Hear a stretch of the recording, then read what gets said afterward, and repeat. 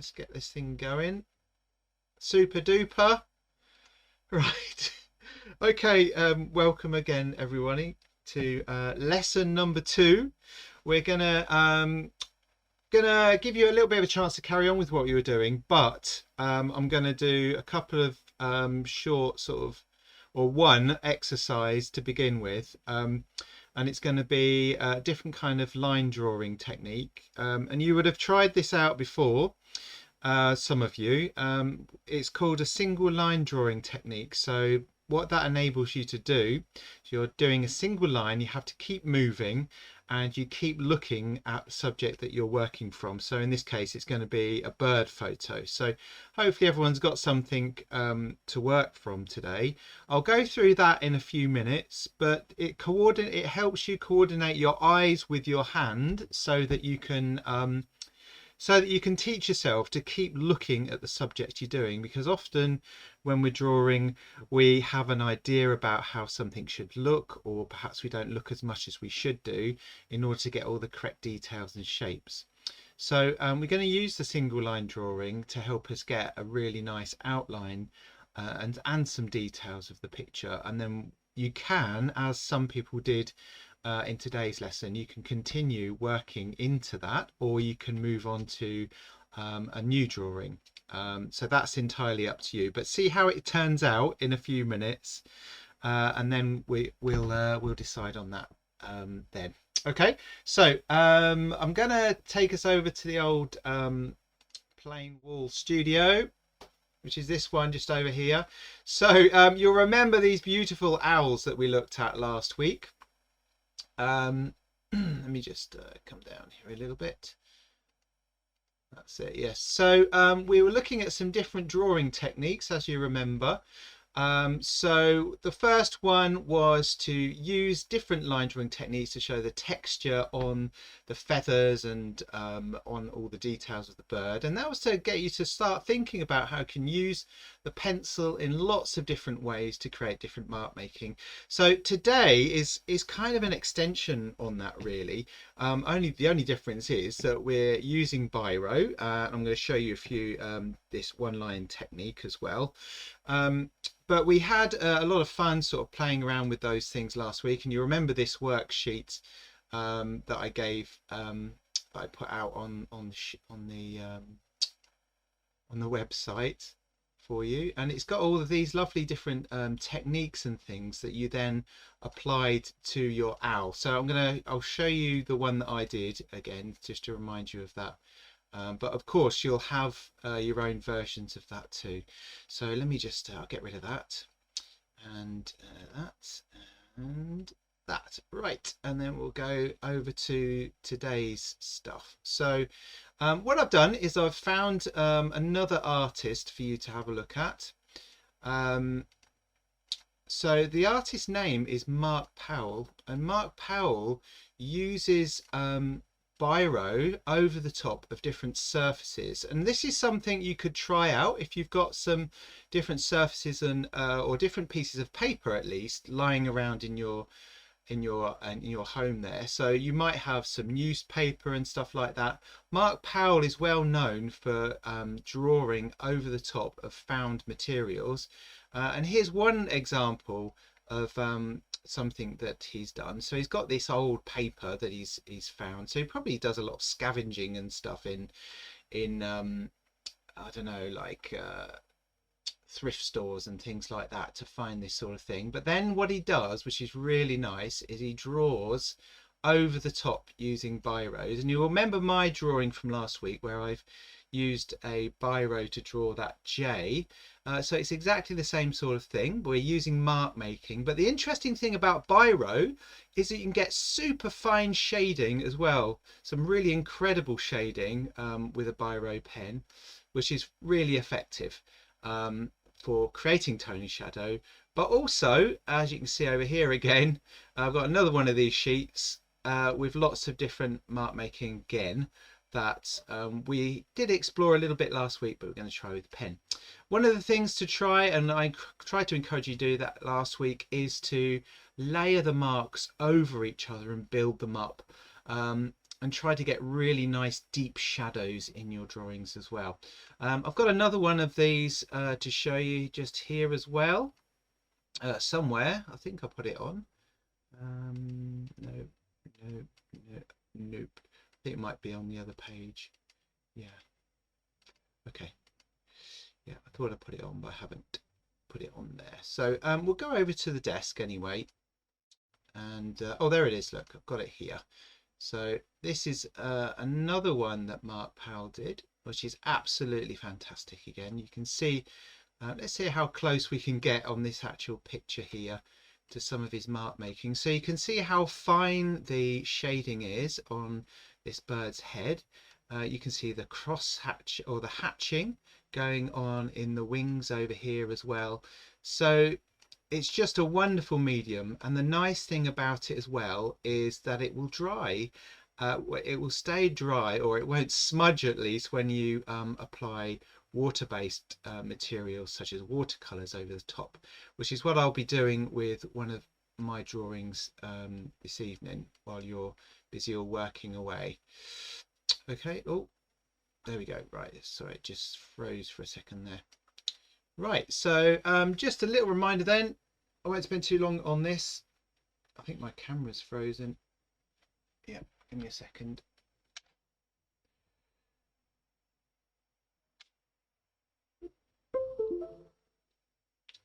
Let's see.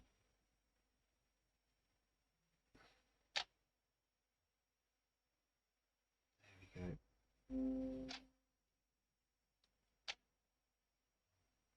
There we go. Right, sorry about that. It does that sometimes. I don't know why. Right, so there's this is my version of of the owl that I did last week, and you can see how I've used a lot of the techniques that we were looking at there. And if you remember, I wanted you to sort of try and get your owl to look like he's moving around, which I did by using these overlapping and sort of scratchy lines going off this way, and then adding some of the mark making back over the top. So I did that one quickly with you, and then during the lesson I spent some time drawing this. Now I don't know what sort of bird it is still, but it is a really nice beautiful picture of a bird. Someone did actually say, I think it was a missel thrush actually. But with this drawing, you'll see that it looks slightly different perhaps to last week. Now what I've done is I've done all the Biro techniques on top, and I'll get in as close as I can to that so you can see in a little bit more detail. So we've got lots of Biro, we've got cross hatching, squiggles and things like that, because I like the sense of movement that Biros can give. So I've added a few like little bits coming off the edge to suggest a bit of energy and things like that over there, and then you've got these sort of scribbly marks at the top. But what I've done with this is I've also used some ink over the top. Now this is the sort of ink that I have in the studio here. It's just called Black Indian ink. The other sort is Quink ink. I'm going to be doing a little bit more with this, so for next week you may want to get hold of some Indian ink as well. Okay, so we'll talk about that a bit later, but what I've done essentially is I've watered down the ink and stained the picture in different places to help give even more tone and depth in the image as well. So you can see where I've added some tone in different areas across the bird, which has helped to emphasize the contrast between the light and the dark areas, but also to give it that three-dimensional feel as well. So if you just zoom back out again a little bit, and you can see what I mean. All right, so this is what we're going to do today. Now, if my camera stops freezing, I'll be able to show you I just want to show you one technique with the Biro, which is quite useful to know. So here's an example that I did earlier. So this is shading from dark to light across this area of the paper just here. So all it is really is just hatching again, but you can go really fine with your mark making as well. Just wait and see if this camera comes back. Yep, there you go. I'll have to have a look at that in a minute. So if I come in quite close, possible. So with the Biro pen, to get nice light tones, you can literally just stroke the surface and you get a very, very nice, and you can I bet you can barely see it on the camera on here, but we've got some really lovely pale tone. This is literally just brushing across the surface of the paper with my pen to create a very light tone. And then equally, of course, you can go really dark, but in order to go from dark to light, very similar to the pencil, we can do a hatch,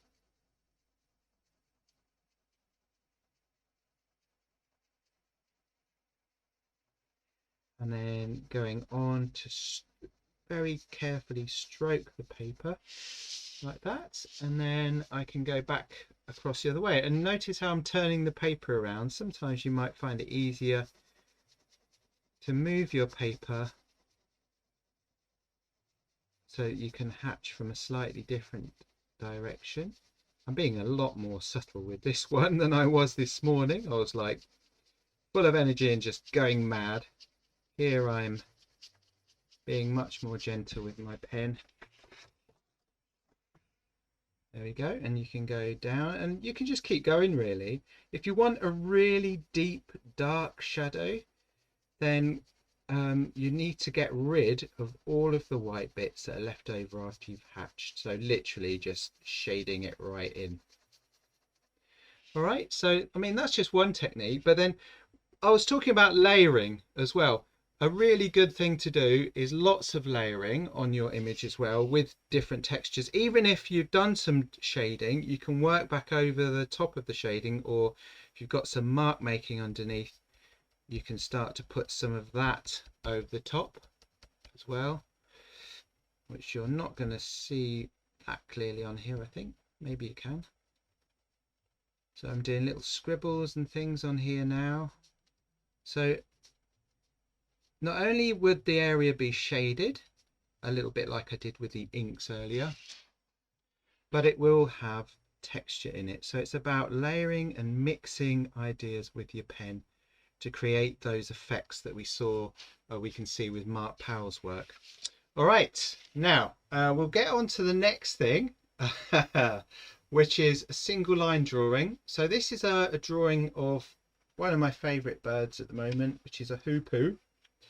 And it's done in a very short space of time, but with a single line. So I started somewhere around here and I literally drew in all of the details as I went along.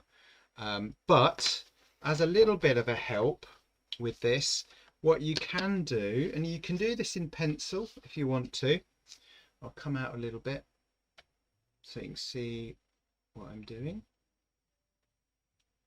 There we are. So I'm going to perhaps draw this J just here. Now, to help you out a little bit, so before we start doing a single line drawing, you can sketch out some very clear and simple shapes to get the overall structure of the picture that you'd like to do. And so there's his neck, there's his wing. And this drawing won't be like, it doesn't necessarily need to be photographic or perfect or anything like that. This is purely experimental, but it may just surprise you how quickly you can develop a drawing and then refine it and work into it. The idea is that you get a bit of energy in there as well. You're looking constantly at the picture that you're going to draw, so that then when it comes to drawing another time, you'll perhaps look a bit more carefully at everything that you're working on and improve your skills of observation. Okay, so look, there I have an outline of this J. I've looked at the main shapes and everything. And what I'm going to do now is do a very quick single line drawing. Okay, so I'm going to start over here. So the idea is that with a single line drawing is that you don't lift your pencil off of the page at all while you're working. and it means that you're constantly looking back at the image that you're working from in order to really understand all the details in the picture, and it becomes quite a fluid way of working as well, which is a lot of fun. And it loosens you up too, because sometimes we can get a little bit tight in the way that we work as artists or as observers, because we really want to get all that detail in straight away. But sometimes we need to have a sweeping look across the picture in order to learn about it and study it, so that gives us a better idea of what this image is about and what the textures are in there and so forth. And actually this is one of my favorite ways of drawing, because it's loose, it's energetic, and I find it a lot of fun. So within a few minutes, and I'm going to time you for this as well, I'm going to give you a certain amount of time to do it.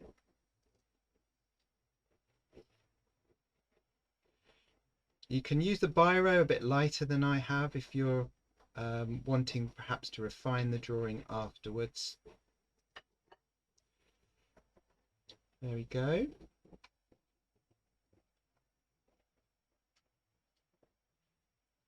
And then if you find you've done most of it and there's still a bit of time left, you can start working into some of the other details. There we go. All right, so a really quick J. I didn't do his foot, so I'm cheating a bit there. There you go. All right, so we're going to have a go at what is called a single line drawing first of all. So I'm going to give you a couple of minutes to sketch out the outline really roughly, lightly, of the overall bird without putting too much detail in. And then I'm going to ask you to use one line to draw out the whole thing. Okay? So everybody got that? Come back off Need time to shut my curtains. Oh, okay. Right, done. Right, so has everybody got a picture to work from? Yes, I have, thank you. I don't know about everybody else. Brilliant. Okay, well if you haven't, find yourself one. You can use your phone if you haven't got one printed out.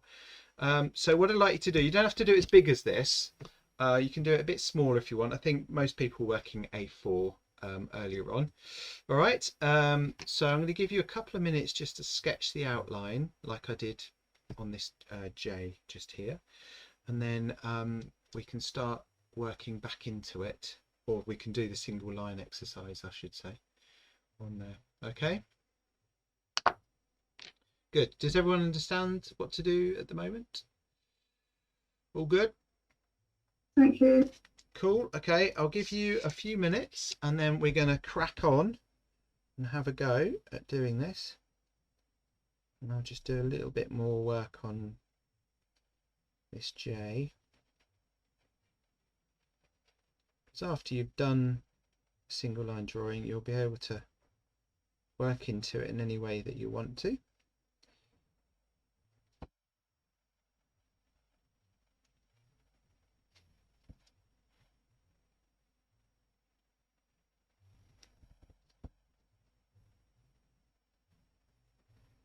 Using mark making as well.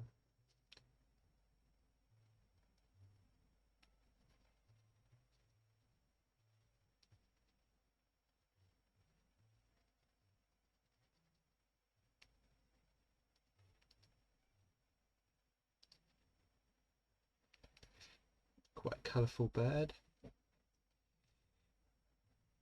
Okay, so do it in pencil if you're not sure, but then we'll switch to the pen in a few minutes. Time in a shirt, Jamie. Sorry? No. I just want you to have the chance to sort of get some rough outlines on your page, and then I'm going to time you. I've got a very thin, fat. Yeah.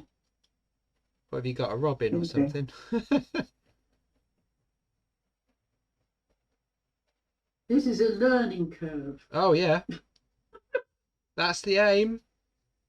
Dear. Single line pot of flowers. Can we use a with dahlia. rubber? Can we use a rubber? Not What? with the biro, no. What if you've not with the biro? No. But yeah, with at the moment you can adjust things if you need to. Can we adjust it? Right. Oh, I just You're- realised who else isn't here. Nell's not here, is she? Chanel. She was moving, wasn't she? That's right. Yeah, she did say she was moving. Did she say that she'd be away this week because she was moving, or? I think she said something about moving. She got a poorly cat. That's right. Yeah, that's it.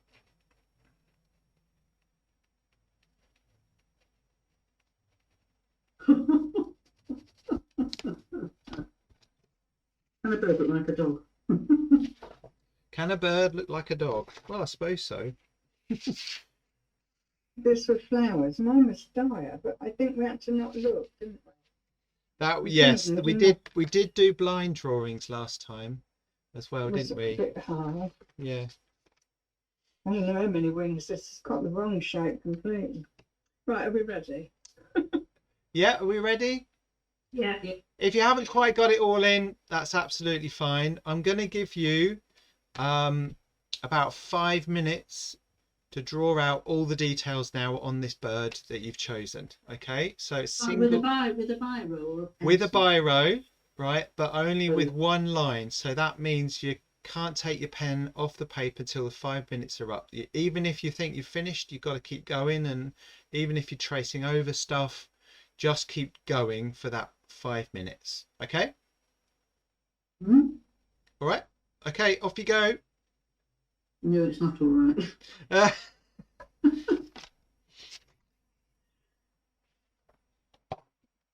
So one line, coordinating your hand with your eyes and looking at the picture that you're working from.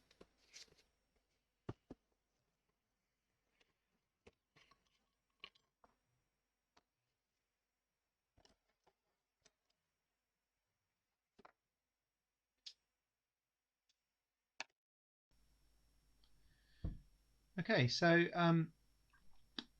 we've talked a lot about mark making and doing all those sorts of things using biros, and the week before pencils. So with a biro drawing, as I've said a few minutes ago, you can work over the top of a biro drawing really easily with things like watercolour. So watercolour being transparent means that you can paint over the top and you still get all your marks coming back through. And most of the time the darkness of the black in the ink there won't change very much. You'll still be able to see everything through, but when the whole thing is dry, you can actually work straight back over the top with your biro. But the thing to do then is, of course, to let it dry, because the ink or the watercolor in this case can make the paper weak, unless of course you're using watercolor paper, which I wasn't in this case. I was using just a little bit of cartridge paper. Now I did stop at one point just there to talk about how to use a grid. If any of you would like me to go through that in another lesson once more, then please let me know. So anyway, I'm working over with the watercolors. So I start off with a general color, and then whilst the paint is wet, I bring in another color, similar color perhaps, to get closer to the original image or painting that I was using from Basil Eade, who was the artist that we looked at last week. This drawing was actually done during the summer in Biro. I just really found it inspiring, the position of the bird, the wings and the feathers and so forth, and made a Biro drawing of it. And we happen to be doing Biro and also birds in this course. So this is really nice and enjoyable to quickly add the colour into the picture. And you'll see me in a little bit going back in with Biro, but for the most part I'm using watercolour. In some areas on the edge of the log just down there, or the tree that the bird is on, I let the colours drift over into the background slightly and vice versa. just to soften the edges of some of the lines as well, and create a more kind of softer background, I guess. And on the bird, the colours of the blues in the wings help to bring the image forward a little bit as well. I mean, some of the browns and things are quite orangey as well as red, so those colours start to contrast a little bit with everything else that is going on in the picture. So blues and oranges being opposites, as I've said previously as well in other lessons. So I carry on working into that, and quite pleased with the results. And this was the book that I had. It was called Birds of Town and Village, and it had the artist in there doing all the illustrations. Very popular artist as well, some years ago anyway. So there we are. So here you go. You can see me working back into the image with Biro. The image was a little bit wet, so I didn't continue for too much longer with that, but it was certainly quite satisfying actually to put that colour on top. Now the other thing you can do, if you like to, if you painted over areas and you think perhaps you could do with a few highlights, you can use a pen or a bit of paint to add in some of the highlights, which I started to do over there on the tree that we saw just a second ago over there on the left. You can just see the marks up there. So there we go. Lots of fun. Next lesson we're going to be looking at ink. We're going to look at using some Indian ink to again use a brush this time to create mark making and to build up layers of ink onto the surface of some birds. So you can see here that I've already started to do that. The best thing to do, I feel, is to work lighter with the inks first of all. So all you've got to do is get some black ink, add a little bit of water to it, and you can lighten up the tones. And you can see I've used dashes and things like that to suggest the feathers going around this owl's head.